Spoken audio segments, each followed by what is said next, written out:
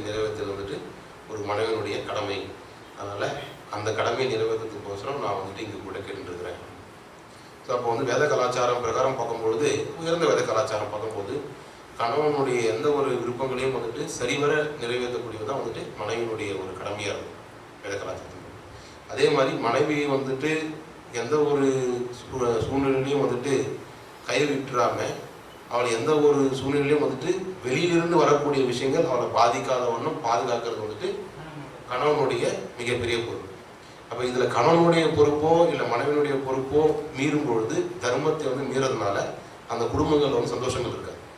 இயற்கையாக வேதத்தில் சொல்லும் பொழுது எந்த குடும்பத்தில் வந்துட்டு சண்டைகளே சச்சரவுகளே இல்லாமல் இருக்கோ அங்கே இயற்கையாகவே வந்துட்டு லக்ஷ்மி தேவி வந்து வாசம் பண்ணுவாங்க.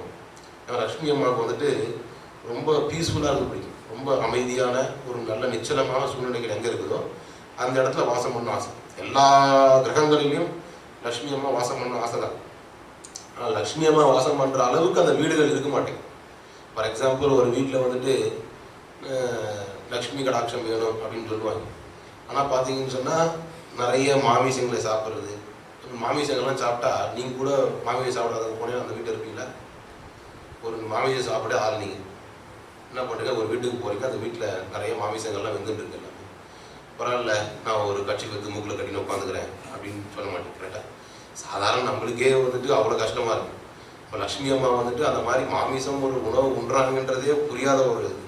அப்போ அவங்க வந்துட்டு எப்படி ஒரு கிரகத்தில் வந்துட்டு எல்லாரையும் சரி பரவாயில்ல நீ வந்து மீனோ கருவோட அதை போட்டிருந்தானா நம்ம உட்காந்துருக்கலாம் அப்படின்ற அவசியம் கூட புரியுது அவங்களுக்கு டீட்டெயிலாக. ஸோ அப்போ லக்ஷ்மி அம்மா வந்துட்டு அவங்களுக்கு ஒரு உகந்தமான சூழ்நிலை இல்லைன்னா அங்கே உட்காரணும் அவசியம் இல்லை. நம்ம அவங்கள போய் வலுக்கட்டாயமாக நீங்கள் வந்துட்டு நாங்கள் இப்படி தான் இருப்போம், நீங்கள் நாங்கள் ஹோமம் பண்ணால் வந்துடுங்க அப்படின்னு தான் சொல்ல முடியாது. கரெக்டாக அப்போது லக்ஷ்மி கடாட்சம் அப்படின்னு சொல்லும்பொழுது பொதுவாகவே சில நிபந்தனைகளுக்கு உட்பட்டு இந்த மாதிரி இருக்கும்பொழுது வேத கலாச்சாரத்தின்படி ஒரு கணவன் மனைவி வந்துட்டு ஒரு ஒன்றுபட்டு வாழும்பொழுது இயற்கையாகவே அந்த குடும்பத்தில் வந்துட்டு செல்வ செழிப்போட இருக்கும். இதுக்கு நம்ம உதாரணம் பார்த்தீங்கன்னா நம்முடைய முன்னோர்கள் வந்துட்டு அந்த காலத்தில் இப்போ இருக்கிற மாதிரி பெரிய மாடர்னைஸ்டு காரு பங்களோ அந்த மாதிரிலாம் வாழ்ந்ததில்லை. கிருஷ்ணர் கூட பார்த்தீங்கன்னு சொன்னால் அவங்களுடைய மாட மாளிகைலாம் பார்த்தீங்கன்னு சொன்னால் 2 அடுக்கு தான் இருக்கும், அதுக்கு மேலே இருக்காது. மாட மாளிகையில் அந்தளவுக்கு மேலே ஆக என்ன அர்த்தம்னு சொன்னால் அசுரத்தன்மைகள் வந்து அதிகமாகுது. புரியுதா? மேலே மேலே எந்த அளவுக்கு நம்ம ஹைட்டு மேலே மேலே போகிறோமோ அந்த அளவுக்கு அசுரத்தன்மை நமக்கு வந்துட்டு ஜாஸ்தியாக போய் வேண்டியாக இருக்கும். ஸோ அப்போ என்ன பண்ணுறாங்கன்னா அந்த காலத்தில் மக்கள் வந்துட்டு எவ்வளவு ரொம்ப பணம் வசதி செல்வங்கள்லாம் இருந்தால் கூட அவங்களுடைய வாழ்க்கையினுடைய நிலைமை பார்த்தீங்கன்னு சொன்னால் ரொம்ப எளிமையாக இருக்கும். அவங்களோட ஒரு வயல் இருக்கும், 2 இது இருக்கும், எங்கே போனால் நடந்து போகிறாங்க, இந்த மாதிரி ஒரு எளிமையான ஒரு வாழ்க்கையில் தான் வாழ்ந்தாங்க. ஆனால் எளிமையான வாழ்க்கையிலும் பார்த்தீங்கன்னு சொன்னால் அவங்களுக்கு வந்து ஒரு பூர்ணமான நிம்மதி இருக்குது, பூர்ணமாக சந்தோஷம் இருக்குது.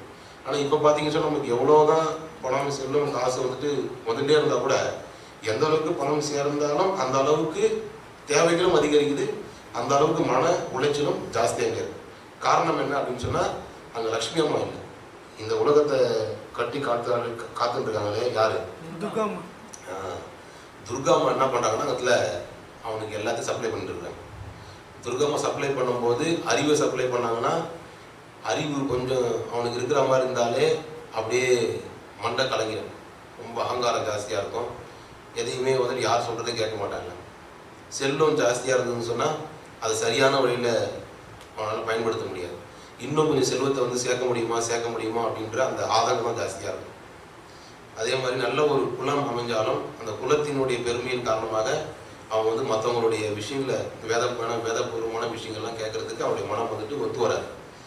ஸோ இந்த மாதிரி பலவிதமான முறைகளில் இந்த துர்காம்மா என்ன பண்ணுறாங்கன்னா அவனை வந்துட்டு இந்த முக்குணங்கள் அப்படின்னு சொல்லக்கூடிய நூலில் கட்டி அவனை இன்னும் பகவத்கீதை பார்த்தா தெரியும், ஒரு பொம்மை போட்டிருப்பான் பார்த்துருக்கீங்களா? ஒரு பொம்மையை போட்டு மேலேருந்து 3 பேர் வந்துட்டு ஒரு 3 நூல் போட்டு பொறுமை இழுத்துட்டு இருப்பாங்க. அப்படி இப்படி இருக்கும். அதான் ஒரு பக்கம் ரஜகுணம் நூல் இருக்கும்போது தான தர்மம்லாம் பண்ணுவோம், இல்லை ஏதாவது பொருள்லாம் சம்பாதிக்க போவாங்க. இன்னொரு பக்கம் தமோ குணம் நூல் இழுத்தாங்கன்னு சொன்னால் ஏதாவது பொருளை உடைச்சிட்டு இருப்பான், சண்டை போட்டுட்டு இருப்பான், ஏதோ ஒன்று நடத்துனாங்க. ஒரு பக்கம் சாத்வீகத்தினுடைய நூல் மேலே இழுத்தாங்கன்னா ஏதோ பகவானுடைய விஷயம் கேட்கறதுக்கு ஏதாவது பண்ணுறதுக்கு முயற்சி பண்ணுவோம். ஸோ அந்த மாதிரி இந்த முக்குணங்கள்னு சொல்லக்கூடிய நூலால் நம்ம என்ன பண்ண கட்டப்பட்டு மேலே துர்காம்மா இருக்கிறதுனால இப்படியாப்பட்ட விஷயங்களில் கவர்ந்து இந்த மக்கள் வாழறதுனால அந்த குடும்பத்தில் சூழ்நிலைகள் வந்துட்டு மாற்றம். அப்போது இந்த இடத்துல வித்யாபதி என்ன பண்ணுறாருன்னா ரொம்ப நல்ல ஒரு அற்புதமான சூழ்நிலை வாழறதுனால அந்த விஷயத்த வந்துட்டு விஸ்வவாசிட்ட அந்த அம்மா சொல்லி அப்போ என்ன பண்ணுறாங்கன்னா அப்போ விஸ்வாஸ் வேறு வழி இல்லாமல் தனக்கு இருக்கிறது ஒரே மகள், சரி பரவாயில்ல நான் வந்துட்டு அவனை கூட்டின்னு போகிறேன், ஆனால் கூட்டின்னு போகும்போது அவனுடைய கண்களை மூடி தான் கூட்டணும், திரும்பி வரும்போது கண்களை மூடி தான் கூட்டு வரும், அப்போ தான் அவனுக்கு வந்து இடம் தெரியாதுன்னு சொல்கிறார். சரி அந்த விஷயத்துக்கு என்ன பண்ணுறாரு, வித்யாபதி ஒத்துழைப்பு என்ன பண்ணுறாருன்னா அங்கேருந்து கிளம்பி போகிறார். அப்போ அவர் கண்கள்லாம் கூட்டப்பட்டிருக்கு, எல்லாமே கருப்பு கலர் கண்கள் எல்லாமே. அப்போது இந்த லலிதா அவனுடைய மனைவி பேர் லலிதா என்ன பண்ணுறாங்கன்னா கொஞ்சம் கடுகு கையில் கொடுக்குறாங்க. இது மழைக்காலம், எங்கள் அப்பாவுக்கு தெரியாமல் நீங்கள் என்ன பண்ணுங்கள், இந்த கடுகு தூவிண்டே போனீங்கன்னு சொன்னால் மழை காலத்தில் எப்படியும் அது மஞ்சள் கலர் பூ பூக்கும் கடுகு பார்த்தீங்கன்னா. ஸோ அந்த மஞ்சள் கலர் பூவை பார்த்து நீங்கள் வந்து திரும்பி நீங்களே போய் பகவானை சேவிக்கலாம் அப்படின்னு சொல்லிட்டு அனுப்பி விடுறாங்க. அப்போ விஸ்வவாஸ் என்ன பண்ணுறார், வித்யாபதியை கூப்பிட்டுன்னு அந்த ஒரு மாட்டு வண்டியில் அவருக்கு தெரியாத மாதிரி என்ன பண்ணுறாருன்னா வேறு பாதைகள்லாம் வளைச்சி இழிச்சு கொண்டு போய் கடைசியில் இடத்துல நிறுத்துறாரு. நிறுத்த உடனே அந்த இடத்துல கண்ணை அழுத்த உடனே அந்த இடத்துல ஒரு அற்புதமான ஒரு காட்சியை பார்க்குறார். பகவான் வந்துட்டு 4 கரங்களோட நீல மேக ஷாமல வர்ணமாக பீதாம்பரதாரியாக சங்கு சக்கர கதாதாரியாக ஒரு நல்ல அற்புதமான ஒரு ஜாஜ்வல்யமான உருவத்தோட பகவான் அந்த இடத்துல காட்சி தரார். இப்போ அவருக்கு வந்து நீலமாதவர் அப்படின்னு பேர். அவரை வந்துட்டு விஸ்வாசை சேவிச்சுட்டு வித்யாபதியில் சொல்கிறார், நீ இங்கே இருப்பா, நான் வந்துட்டு மலர்கள்லாம் பகவானுக்கு வந்துட்டு காட்டில் வந்து பறிச்சுன்னு வரேன், ஸோ பூஜைகள்லாம் பண்ண வேண்டியிருக்கு, நீ கொஞ்ச நேரம் இடத்துல அமர்ந்துருப்பான்னு சொல்லிட்டு அவரை விட்டுட்டு போனோடனே இவர் வந்து சில விஷயங்கள்லாம் பார்க்குறாரு இடத்துல. அந்த இடத்துல என்ன ஒரு முக்கியமான விஷயங்கள் என்ன பார்க்குறாருன்னா, ஒரு காகம் அந்த பகவானை வந்துட்டு பார்த்துட்டே இருக்குது. ஒரு கிளைக்கு மேலே போகுது. பகவானை சேவித்த உடனே அங்கேருந்து ஒரு குளத்தில் அங்கே குதிக்குது. குதித்த உடனே அதுக்கு வந்து 4 கரங்கள் பெற்று வைகுண்ட வாசி மாதிரி அதுக்கு ஒரு உருவம் கிடைக்குது. கருடர் வந்துட்டு மேலே வைகுண்டத்தில் வந்து என்ன பண்ணுறார், அந்த ரூபம் கொண்ட அந்த பர்சனாலிட்டியை அந்த உருவத்தை என்ன பண்ணுறார் வைகுண்டத்துக்கு கொண்டு போகிறார். இந்த விஷயத்த அவர் நல்லா உன்னிப்பாக கவனிக்கிறார். அப்போது யோசனை பண்ணுறார், காகம் அப்படின்னு சொல்லக்கூடிய விஷயம் வந்துட்டு இது வரைக்கும் இந்த மாதிரி சத்சங்கங்கள் ஆட்டம் பண்ணிக்க முடியாது. காக்கா வளர்த்தாருன்னா அது முற்பிரியல் வந்து இருப்பார், வேற ஏதாவது இருப்பார். இப்போ சத்சங்கம் அந்த மாதிரி ஆட்டம் பண்ணிக்க மாட்டார். இல்லைக்கா வந்துட்டு நீங்கள் சும்மா எப்போ பார்த்தாலும் இதெல்லாம் அதை கடைப்பிடிங்க இதை கடைப்பிடிங்க, திலக் சரியாக போடுங்க, பேண்ட்டு போட்டுன்னு வராதிங்க, மீசியை கட்டாக பண்ணுங்க, டிம் கட்டாக பண்ணுங்க, எல்லாம் எவ்வளோ சொல்கிறீங்க, ரொம்ப கணக்கத்தை விட்ட சொல்கிறீங்க, இது கூட சொல்கிறீங்க, பெரிய பிரச்சனையாக இருக்கு உங்ககிட்ட, எப்போ பார்த்தாலும் கண்ணில் தப்பிக்கலாமான்னு சொல்லுது அப்படி. ஸோ அதெல்லாம் அதை மாதிரி காக்காசுகிட்ட காகத்துக்கிட்ட பார்க்க முடியாது இல்லையா. அப்போ இவர் யோசனை பண்ணுறாரு, காகம் வந்துட்டு அப்போ இன்னும் வளர்ச்சி முற்றி ஒரு அறிவு முதிர்ச்சி பெறாத ஒரு சூழ்நிலை இருக்கக்கூடிய ஒரு ஜீவன், அதுவே பகவானை சேவிச்சு இந்த குளத்தில் குளிச்சதுனால நேரடியாக வைகுண்டவாசியாக மாற முடியும் அப்படின்னு சொன்னால், புத்தி திசையில் இருக்கக்கூடிய நான் இந்த கலை ஏறி இந்த குளத்தில் குதிச்சுட்டோம்னா கண்டிப்பாக நானும் வந்து வைகுண்டத்துக்கு போகிறதுக்கான வாய்ப்புகள் இருக்குது. இந்த மாதிரி சான்ஸ் தான் நம்ம எத்தனை பேர் போவோம். அடுத்த வாரம் நான் அப்படி சொன்னேன்னா நீங்கள் எல்லாம் அடுத்த வாரம் இங்கே வரவங்களுக்குலாம் வைகுண்டம் அப்படின்னு சொன்னா எத்தனை பேர் வரும்? ஏன்னா அப்படி சொன்ன உடனே யோசனை வரும், என்னடா அது இப்போதான் பசங்கள்லாம் இன்னும் வளரணும், இங்கெல்லாம் நம்ம வேறு அங்கே இடத்துல வர போனால் வைகுண்டம் போயிடுன்னு சொல்லுவாங்க. இதுதான் ஸோ வைகுண்டம் போனோம் அப்படின்னு சொன்னால் இந்த உடலை வச்சு போக முடியாது. இப்போ இந்த உடலை விட்ட பிறகு தான் வைகுண்டம் போக முடியும். அப்போ இந்த உடலை விட்டாலுமே அப்படின்னும் போது அப்படி யோசனை வரும். அது இந்த கதையை நிறைய பேர் கேட்டிருப்பீங்க நினைக்கிறேன். ஒரு அம்மாவுக்கு ரொம்ப வயசாகிடும், 80-85 வயசாகிடும், விறகு வெட்டி சுமந்து போயிட்டு இருப்பார்.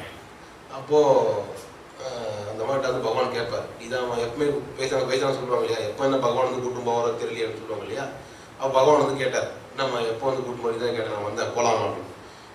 அப்படியே பார்த்துட்டு, இல்லை பகவானே பசங்கள்லாம் இப்போ தான் வந்துட்டு குழந்தைலாம் பிறந்திருக்கு, அந்த பசங்களுக்கு வந்துட்டு நான் தான் பாட்டி, அப்படிலாம் இப்போ தான் வந்துட்டு மாட்டு பொண்ணுலாம் வந்திருக்காங்க, அவங்களுக்கு வந்துட்டு எப்படி குழந்தைங்களை குளிப்பாட்டெல்லாம் தெரியாது, ஆனால் நான் இருந்தால் தான் கொஞ்சம் சரியாக வரும் அப்படின்னு சொன்ன உடனே, சரி உனக்கு என்னம்மா உதவி வேணும் பகவான் கேட்பார். பகவான்ட்டு என்ன கேட்பாங்கன்னா, அந்த அம்மா இந்த மரக்கட்டை இருக்குல்ல வெட்டியிருக்கானே, இது என்னால் தூக்க முடியல, தூக்கி என் தலைமையில் வச்சுட்டு போங்க.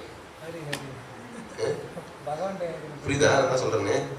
மரக்கட்டையை கட்டி அந்த மாதிரி வச்சிருக்கேன் 80 வயசில், இதெல்லாம் தூக்க முடியாமல் இருக்குது, கையெல்லாம் ஆடுது, போகிறதும் போகிறீங்க, இந்த இந்த கட்டையை தூக்கி என் தலைமையில் வச்சுட்டு போங்க அப்படின்னு சொல்லிட்டு தலையை காட்டுவாங்க.